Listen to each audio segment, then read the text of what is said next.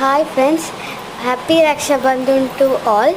మేమైతే లాస్ట్ చూపించినవన్నీ మేము హోమ్ మేడ్లో చేసినవి. మా మమ్మీ ఒక్క డిజైన్ చూపిస్తే అన్ని డిజైన్స్ మేమే నేర్చుకొని చేసినవి.